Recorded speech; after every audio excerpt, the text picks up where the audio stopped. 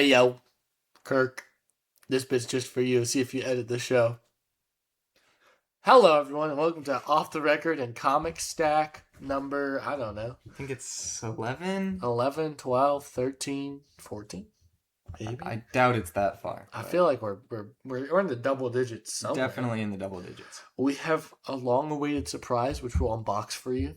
Yep. Closer to the end of this video, but we're going to do this really quickly because we are in a bit of a time crunch. Yes. So we're going to start, we're only going to really talk about like 3 or 4 of these issues, and then we're just going to kind of give our ratings, give credits and ratings to the rest of the issues. So first issue, which we will dig into a little bit because there's thoughts to be had on it, is, Gabe, you have it for us? The Flash number 31. So this is a new arc of the Flash ongoing. With a new creative team, actually. So you've got writer Ryan North and artist Gavin Guidry. Mm-hmm. And so taking over new Flash storyline, new Flash stuff. New Flash era, really. Yeah. It's the whole kind of reboot of the Flash without rebooting the numbering, which I like. I like bringing that back. And I thought this was fantastic. Like, I love the way that he wrote Wally West in here. I love the little family interaction stuff we get. I love kind of how down to earth and grounded it is. And I'm really intrigued by this Flash concept. By the way, spoilers. We're 90 minutes into or 90 seconds. We're 90 seconds into the video. Spoilers.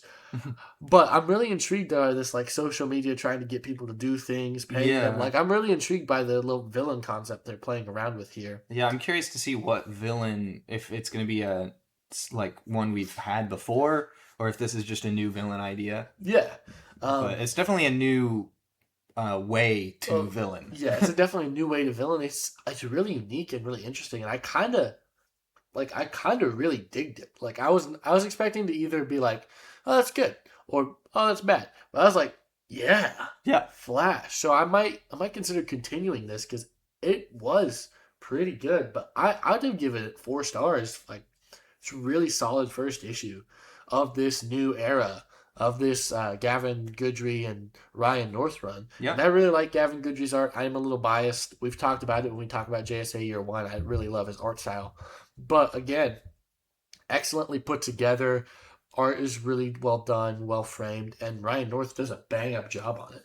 What would you grade this? Yeah, I would say probably about 4 stars. It was a really good... I know it's not technically a number 1, but it's basically a number 1. Mm-hmm. And it was really good for that. Yeah. You know, it gave me the setup that I needed while also not being long-winded and expositionally, oriented. It was like, gave enough of the setup and then got into the stuff that I wanted to see the story in. That's true. All right. Digging into our second issue, we have The Amazing Spider-Man number 25 from Marvel Comics, written by Joe Kelly with art from Perry Perez and Ed McGuinness.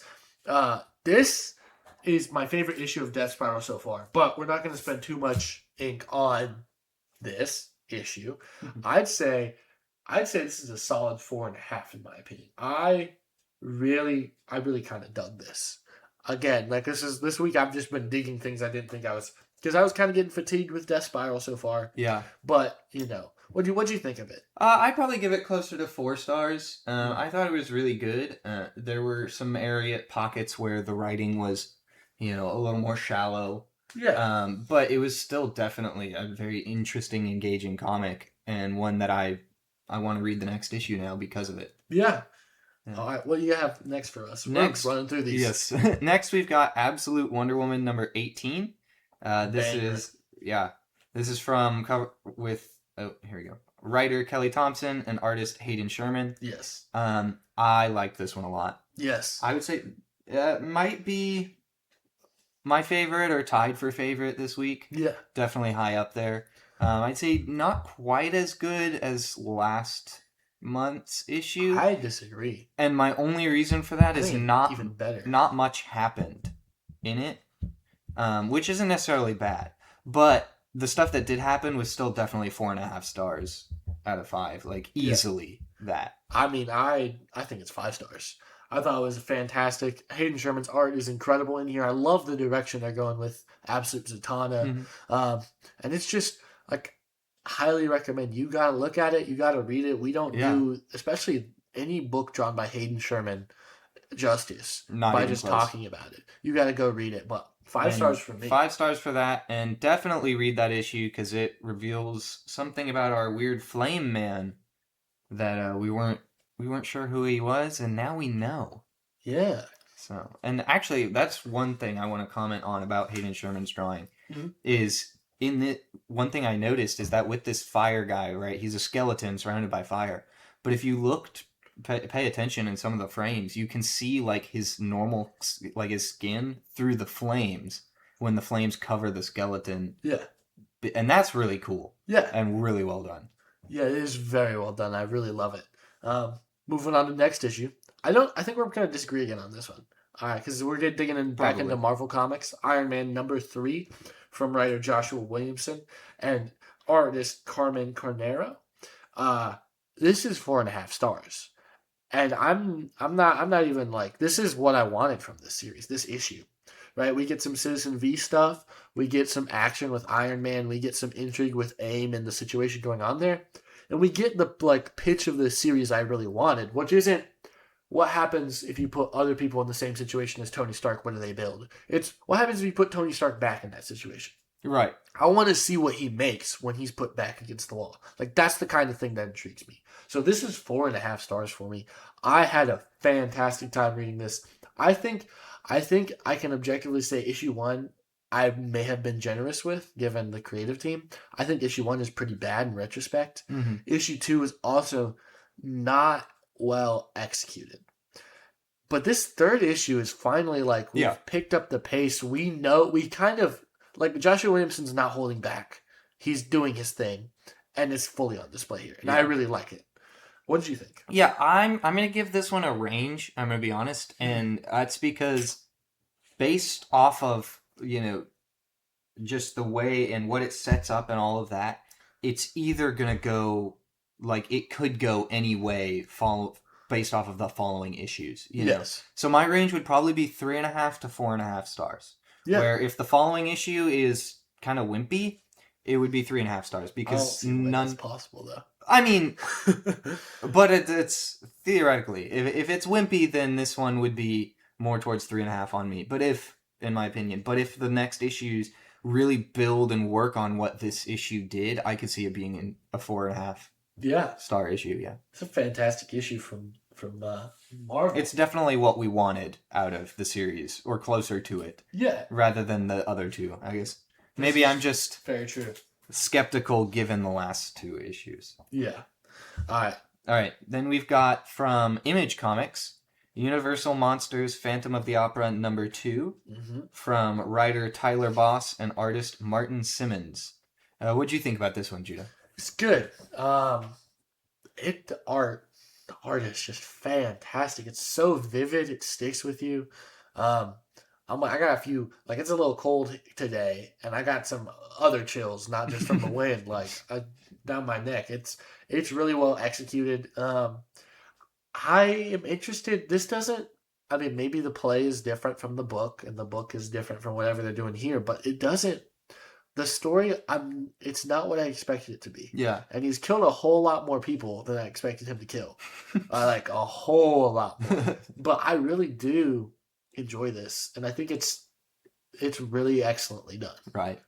Yeah, that's one thing I've actually really kind of enjoying about this second issue, is seeing it diverge a little bit from the story I'm used to from the movie and play renditions, and even if it is in the, like, killing more people or just the way it's paced, because it's I don't want just another retelling of the same story. Like, that'd still be cool because you get the comic format and all of the really well done art, but, like, let's do a little bit something with it. With this character, yeah. No, it's fair. I totally agree.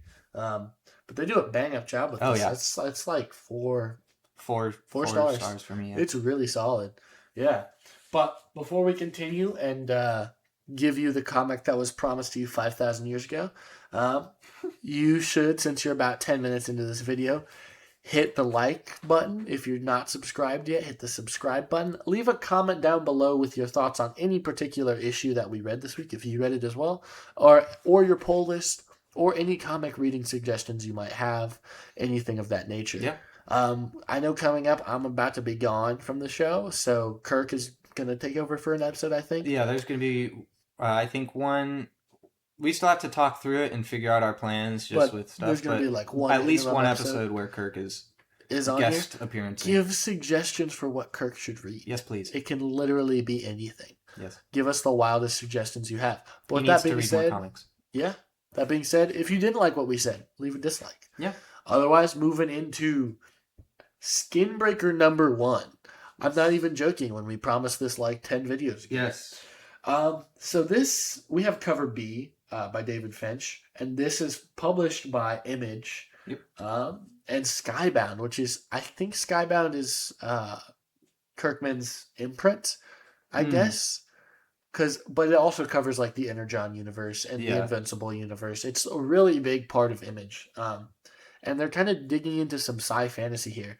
And this is from Robert Kirkman with art by David Finch. This, in my opinion, there's not a whole lot of story here. No. There's a whole lot of art. Yes. This is like a visual feast. Yes. This is like I'm digging into the Thanksgiving dinner of comic books. Like there's so much going on with the art. David Finch does an excellent job. I get like some. It's like an art showcase in this thing. Like every page is a literal painting, and I'm like, bro, how many hours did you sleep? Yeah, how many hours did you spend on just one page? Like it opens on a 2-page spread, and I'm just like, what am I looking at? Yeah. Like it's so. I saw that, and I expected the rest of the book to be like not so great. You know, it's like, okay, he spent all of his time on this. No, the rest of it was the same quality, and I'm like, he just doesn't sleep. It's just excellently rendered and done. Yeah. And yeah, Kirkman does a fantastic job with the writing. I have no idea. Like, I understand that these people have this ritual for like the breaking of the skin, and it improves your strength, and like that's about what I learned. Yeah. And I know that they fight each other, and I know that they hunt. And that's also what I learned. I think it's interesting because it's hard to rate the story of this one by itself. Yeah, it feels like it's a part of a bigger picture. It is, which is good. And I think given that, it's really well done in that sense. Yes. Like, you can tell it's a puzzle piece, and you want to see the rest of the puzzle. Yeah. You know, rather than I've seen other comics in the past try to do something similar, and you're just like, well, this is boring. Yeah. You know, or it doesn't tell anything, or is, you know, this is engaging, and I'm ready to read number 2. Yeah, I give it a 4.5 stars. Yeah. It's very solid. Easily. Yeah. All right, moving on. All right. From Marvel Comics, we have arguably, probably definitely the worst issue of the week. Yeah. Inglorious X-Force number 3 from writer Tim Seeley and artist Michael Stamaria. Michael Stamaria does an excellent job here. The problem with this issue is it's weird, it's overcomplicated, and I got confused reading it. Yes. And I'm not the person that gets confused reading comics. It does focus a lot on Boom Boom, which was for like for the opening sequence and for the ending sequence made sense. But in the entire middle of the story, they could have literally done that with any character on the team. Like I feel like that. So it really wasn't that great. It's like 3 stars. It's kind of disappointing, seeing as this series has had highs and lows and like 3 issues in. And there's a lot of quality stuff in here. Yeah. But it just shoots itself in the foot. Yeah, it was... My perspective is it was very confusing. It was so much words that I didn't want to read. Like, Boom Boom was narrating everything with a lot of narration. Yeah. It was mostly narration, and it wasn't interesting that much to me, you know? And, like, I understand what they were trying to do, but I feel like you could have done a whole lot less narrating and internal monologue and all of that. Like, it didn't need to be constant. And then a ton of things just happened really fast at the beginning that, you know, I didn't even realize when we got to the main part of the issue until we got halfway through or almost done with the main part of the issue. And I was like, oh, wait, that's what I had to pay attention to. Yeah. And that was what was important. Although I think it's interesting. I've got some theories about where they're going with this. It's got to be Cable. It's got to be Cable. I mean, they've crossed out Helverian. They've crossed out Boom Boom. And Archangel is a red herring. Archangel's just obvious. I mean, or maybe it's Domino. Or maybe it's not even someone. Or maybe Kamala Khan kills herself. My whole thing is like, you've got it's like I can see it on the arm. It's like Archangel, Wolverine, Boom Boom, and then One of Us is the last thing. And I'm like, it's going to be some really cheesy thing where he's like, wait, I'm the one of us, you know. It was me the whole time. Or something like that. I don't know. Yeah. Yeah, but moving on to a much better issue, and our final issue for the week. That's from DC Comics. This is arguably the best issue of the week. Yeah, I would tie it with absolute Wonder Woman. Superman number 36. We have cover F from Skylar Patridge, which is cover. Excellent virgin foil variant if you want to pick it up yourself. Now, this is from writer Joshua Williamson and artist Dan Mora. And this is exactly the kind of thing you need after a epic event book. Superman basically became event book number 2 for DC during DCKO. And this is exactly the kind of breather you need from that. And this is really, really, really, really, really fun. Like, this is just a bang-up time. It is prime time, dude. Like, Superboy-Prime is a compelling protagonist, and I love all of the directions that they went with him in this story. What do you think, Gabe? I think my favorite part of it was how well they incorporated the the perspective that he has having read comic books of all of the characters and having, like, he's basically just a comic book fan. He's basically us, And so he does all of the things that the superheroes do in the comic books, and he's like, wait, I just did that thing, And then you've also got the whole idea of, well, he's read comic books of them all, so he knows everything about them. Yes. To, like, a potentially bad level, which is really, really, really cool, like, villain idea. Yeah. Flash had a cool villain idea. This is a cool villain idea of, like, oh, man, this villain's, like, we see a sneak peek of him being, like, I mean, we know who he is, but... Yeah, Manchester Black is back, baby. He's like, oh... This guy knows everything, and I'm just waiting to see what kind of machinations he's got in the works. It's going to be insane. I am, outside of Mongol, Manchester Black may be my favorite Superman villain. And I'm really excited to see where they go with this. I think this week, it was great. Like, this may be one of the best weeks we've ever had. Yeah. We have the Superman Spider-Man special, where it will be a whole special dedicated video on that coming to, I believe, either Saturday or Sunday this weekend. So look forward to that. And then we're going to look forward to next week and our pull lists from thereof. Sorry for no classic issue this week. We did Skinbreaker. I know you had to wait a long time. We apologize, Don't worry, we've got issues 2 and 3 already for next week. So we're going to be ready to go. We'll be ready with those. Be locked and loaded. All right, Gabe, would you like to go ahead and start us off? Well, So I'm pulling up my pull list for its week of April 1st, and I have exactly one not comic, which is DC Connect number 71. So I guess I can tell you all what the DC what's coming up soon in DC. Yeah. No, that's so fair. I have 2. I got JSA number 18, which I'm really excited to dig into. This is the final part of JSA Year 1 from Jeff Lemire and Gavin Guidry, and I'm really excited for this finale. This book has been hype. It's gotten me into aspects of the DC universe I thought were not going to be my cup of tea, and now they are. And then, ever continuing, is the Death Spiral. Yep. As we get Venom number 256, and we get close to the closing chapter of Act 2 of this event. And really looking forward to that one. That's all sarcasm if you didn't know. But if you have any reading suggestions for next week, that may all be what we're talking about next week. And then Skinbreaker 2 and 3. Skinbreaker 2 and 3. Since it's a lighter week, we'll probably handle maybe 2. Throw in a classic issue. Maybe a classic issue. We'll see potentially 4 depending on how we're feeling. Yeah, potentially 4. Potentially. I mean, we want to catch up because we know Skinbreaker is still ongoing releasing. Number 7 released this week. I've already set it aside, and we'll save it for a future video once we get there. But we should be caught up and ready to start reviewing Skinbreaker as it releases with issue 8. That is our plan. Which will be dope. Yeah. That being said, I don't actually Is there comic news? There is comic news, technically speaking. This feels like a short video. Kirk would like us to leave him a short video. Yes, probably. But because there is some comic news, I do kind of want to bring it up. Yeah, bring it up. We're going to do a Marvel thing and a DC thing. We're going to start with the DC thing because it's more pressing on my mind. And I care about it because it's the return of Superman. Yeah? We don't know when it's happening. No? We got some theories going on. Action Comics is soon to reach issue 1100. Yes. So there's that would make sense. Theory going around that Superman's going to return then. But I don't understand how that's going to work given, spoilers for DCKO, what happens at the end there. And how Superman exists now. Yeah.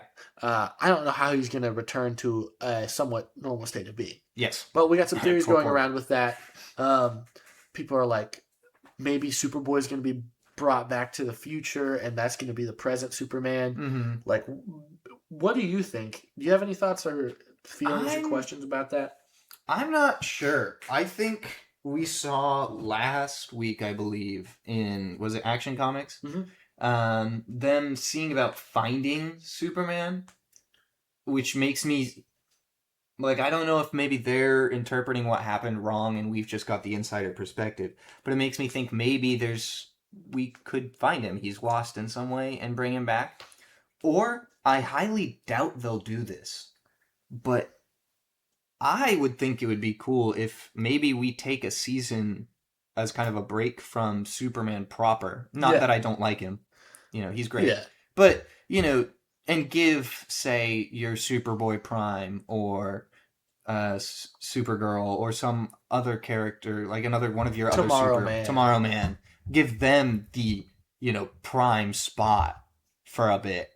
And then, when that starts to die down and become less cool, you obviously bring in your moneymaker again because the DC got to stay afloat. Bro. Yeah, you got to beat that dead horse till it dies. I like the little break we get because DCKO and all of the stuff surrounding Superman in that time was really building to the moments in DCKO that were great.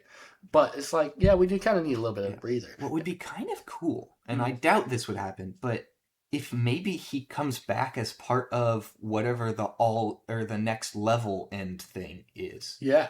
Like, that might make sense. That would be a bit of time, though. That would be a while, so I doubt it. Yeah. It'd be cool. It would be cool. All right, moving on to the next thing. What's a Marvel thing? Marvel? So Marvel's announcing a miniseries for this summer. It's called Spider-Man Long Way Home. And now you might think, oh, why am I talking about this? This seems really dumb and stupid. So the writer for Ultimate Spider-Man, Jonathan Hickman, will be writing this. And acclaimed legendary 90s X-Men artist Adam Kubert is going to be on this book. And it's being pitched as potentially a tie-in to Spider-Man Brand New Day. It does not look in any way related to that at all. And it looks kind of dope. So, might be in the polls for the future. It might be in the polls for the future, and it's just something to look forward to from Marvel. Yeah. Because they don't generally keep around good writers or good artists. Yeah. So I'm interested to see how this goes over. This could be utter garbage, or it could be a really great thing. And it's another Spider-Man thing. We like Spider-Man. Yeah, we're getting so many opportunities to get into Spider-Man, but none of them are sticking. That being said, that's all for the show today. Shout out to Beverage Gabe. Let's do sparkling water. If you're drinking sparkling water, special shout out to you. And with that being said, good morning, good evening, and good night. God bless. Bye.